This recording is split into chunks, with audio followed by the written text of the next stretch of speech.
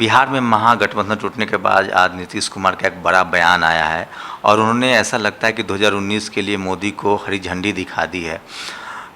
क्या है हालात और राजनीति किस करवट बैठेगी, इसी पर बात करने के लिए मेरे साथ बिहार के कद्दावर नेता और एनसीपी के सांसद तारिक अनवर साहब हैं।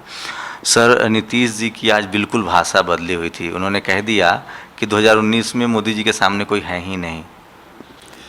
देखिए, नीतीश जी तो यही कहेंगे क्योंकि अभी उनकी नई नई दोस्ती है, लॉयल्टी है और उनका प्रयास यही रहेगा कि मोदी जी को खुश करें, जैसे भी हो उनकी तारीफ़ करके उनकी हर तरह से उनका ये प्रयास रहेगा। लेकिन ये हकीकत तो 2019 में ही पता चलेगा कि महागठबंधन और जो नीतीश जी का एनडीए का गठबंधन है उसके बीच जब लड़ाई होगी तो पता चलेगा कि कौन सही मानों में कौन कहाँ खड़ा है, किसकी क्या ताकत है। क्योंकि चालाक आदमी हमेशा कामयाबी होगा ऐसा नहीं होता है। हमारे देश के लोग कम पढ़े लिखे हो सकते हैं लेकिन उनकी राजनीतिक सूझबूझ में कोई कमी नहीं और इसलिए उन्हें 2019 का चुनाव जो होगा वो यकीनन बहुत दिलचस्प होगा। सर, आपको लगता है कि ये नीतीश कुमार की चालाकी है और करप्शन एक बहाना है? बिल्कुल, ये सारा बिहार इस बात को समझ चुका है। जिस प्रकार से उन्होंने नाटक किया इस्तीफ़ा देने का, फिर फ़ौरन भारतीय जनता पार्टी का समर्थन उनके पास आ गया, पार्लियामेंट्री बोर्ड की बैठक हो गई, गवर्नर साहब पहुंच गए, तो ये सभी चीज़ संजोग नहीं हो सकता है। ये सब पहले से तय था और एक सोची समझी साजिश का वो नतीजा था। तो ये मामला मेरा ख्याल है पिछले 6 महीने से ये खिचड़ी पक रही थी। जब से नोटबंदी का जब निर्णय लिया था नरेंद्र मोदी जी ने, उस समय उन्होंने नोटबंदी का समर्थन दिया।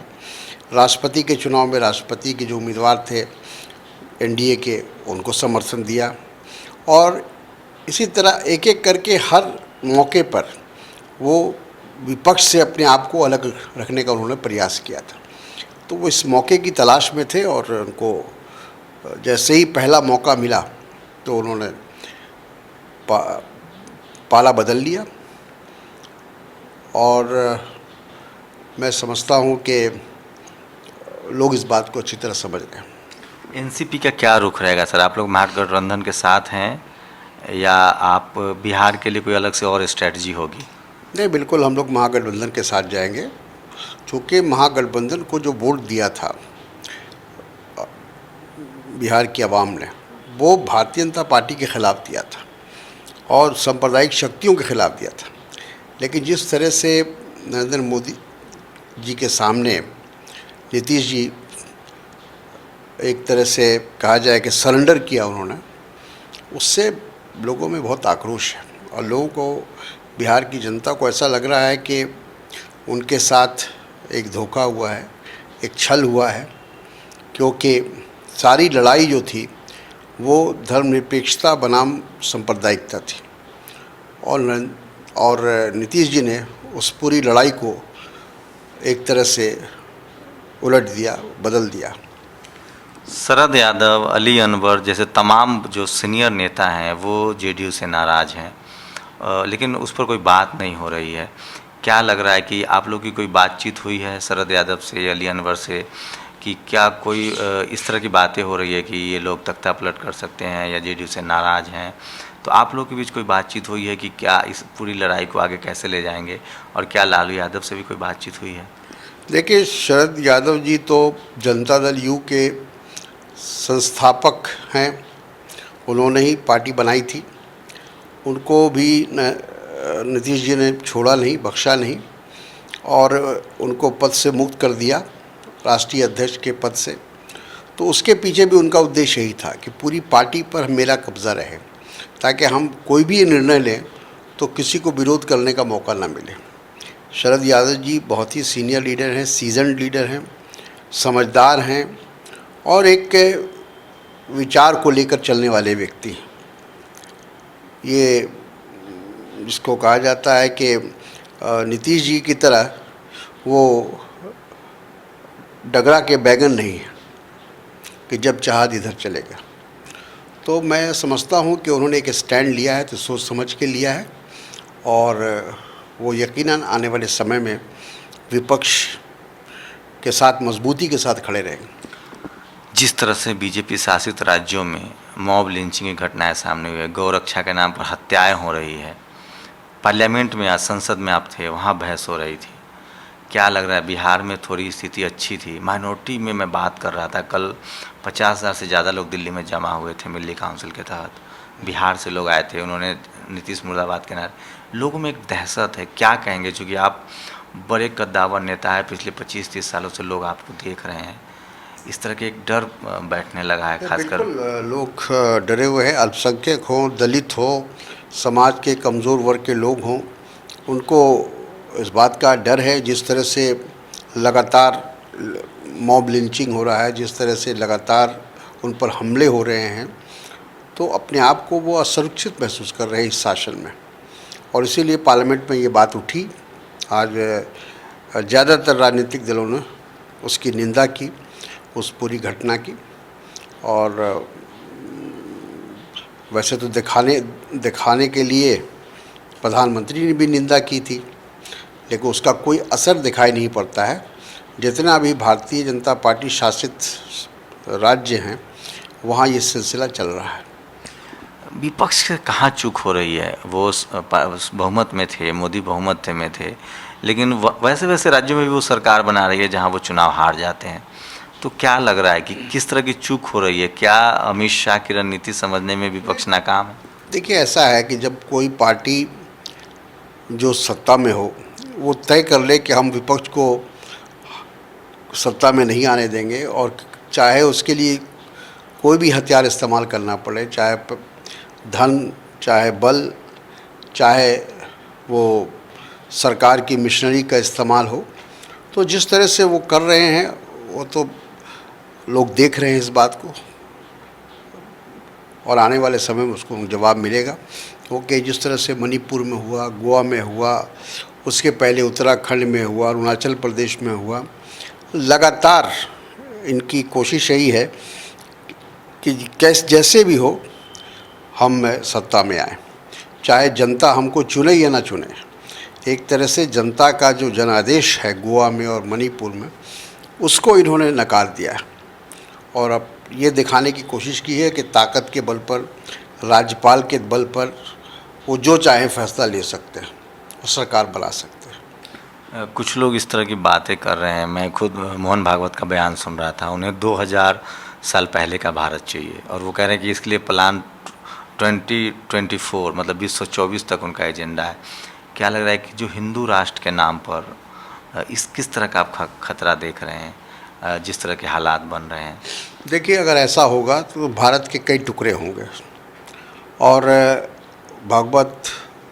मोहन भागवत जी को अंदाज़ा नहीं है कि इस देश के अंदर सभी धर्म के जाति के लोग रहते हैं, और किसी एक जाति या किसी एक धर्म का वर्चस्व कोई बर्दाश्त नहीं करेगा।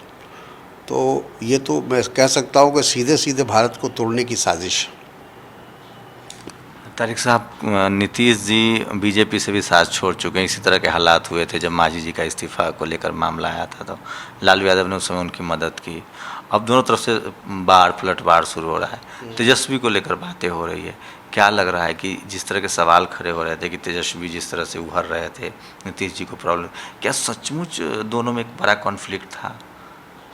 अब ये तो मुझे अंदर की बात पता नहीं है, लेकिन एक बात स्पष्ट है कि भ्रष्टाचार जिसके बारे में आज नीतीश जी कह रहे हैं, ये तो एक बहाना था, और सिर्फ उनको इस बात का डर था, चूँकि बड़ी पार्टी थी आरजेडी, तो उनको लगता था कि कभी भी हमको सत्ता से बेदखल किया जा सकता है। तो इससे पहले कि उनको बेदखल किया जाए, उन्होंने ये सोचा कि हम एनडीए में चले जाएंगे, तो कम से कम आगे जो 2-3 साल बचा है उस समय को हम पूरा कर लेंगे। सर एक आखिरी सवाल, जिस तरह से पूरी राजनीतिक घटनाक्रम हुई है, क्या लग रहा है कि सचमुच इस देश में अब मोदी का कोई विकल्प नहीं है और अपोजिशन जो है वो पूरी तरह से लगभग खत्म हो चुका है? देखिए, ऐसा है कि भारत बहुत बड़ा देश है। हम लोग बहुत दिनों से देखते आए हैं। जब पंडित जवाहरलाल नेहरू इस देश के प्रधानमंत्री थे तो उस समय यही कहा जाता था कि उनका कोई विकल्प नहीं है। लेकिन लाल बहादुर शास्त्री आए, फिर लाल बहादुर शास्त्री के बाद इंदिरा गांधी आई, और फिर इंदिरा गांधी के बाद वैसे तो बीच में मोरारजी देसाई भी बने, और फिर बाद में फिर राजीव गांधी आए। नरसिम्हा राव ने भी 5 साल देश को चलाया। तो ये कहना कि कोई एक व्यक्ति है, इसको कोई रिप्लेस नहीं कर सकता, ये करीब 125 करोड़ की आबादी हमारे देश में है, एक से एक लोग हैं, एक से एक राजनेता हैं। तो इस गलतफहमी में नहीं रहना चाहिए कि उनका कोई विकल्प नहीं है। लेकिन नीतीश के पाला बदलने से विपक्ष कमज़ोर हुआ है। जो एक 2019 का जो रोड मैप था महागठबंधन के नाम पर, मायावती मुलायम की बात हो रही थी, अखिलेश के साथ गठबंधन, झारखंड में गठबंधन की बात हो रही थी, लग रहा है कि लालू यादव को इस वजह से भी टारगेट किया जा रहा है। देखिए, ऐसा है कि ये टेम्प्रोरी सेटबैक है, चूँकि धोखे से उन्होंने पाला बदला है। अगर उनके अंदर नैतिकता होती तो उनको चुनाव में जाना चाहिए था। उनको ये कहना चाहिए था कि हम जिस मुद्दे पर हम चुनाव जीत कर आए हैं और बिहार के लोगों ने हमको वोट दिया है, उसके लिए ज़रूरी है कि दोबारा उनका जनादेश लिया जाए। लेकिन ऐसा उन्होंने नहीं किया, और मैं समझता हूँ कि आने वाले दिनों में विपक्ष का गठबंधन मजबूत होगा। भारतीय जनता पार्टी को जितने ऊंचाई पर जाना था वहाँ तक वो जा चुकी है, अब उसका वो नीचे ही आना है। आप देख लीजिए, हर राज्य को देख लीजिए, तो उसमें जिसको कहते हैं कि मैक्सिमम जो ग्रोथ होना था वो बीजेपी का हो चुका है। अब उसको नीचे आना है, उसके लिए उनको तैयार होना चाहिए। तो ये तारिक अनवर साहब थे, जिनका साफ मानना है कि नीतीश कुमार ने जो पाला बदला है वो किसी रूप से, चाहे वो नैतिक हो या पॉलिटिकल हो, वो ठीक नहीं है। उनको जनता के बीच जाना चाहिए था। अगर करप्शन मुद्दा था तो भी उनको जाना चाहिए था, क्योंकि जो उनको मैंडेट मिला था, जो उनको बहुमत मिला था, वो महागठबंधन के नाम पर था और वो बीजेपी के खिलाफ था। लेकिन जिस तरह से उन्होंने पाला बदला है, उससे साफ है कि वो अवसरवादिता की राजनीति कर रहे हैं। कैमरामैन तारा दत्त के साथ शंभू कुमार सिंह, नेशनल दस्तक, दिल्ली।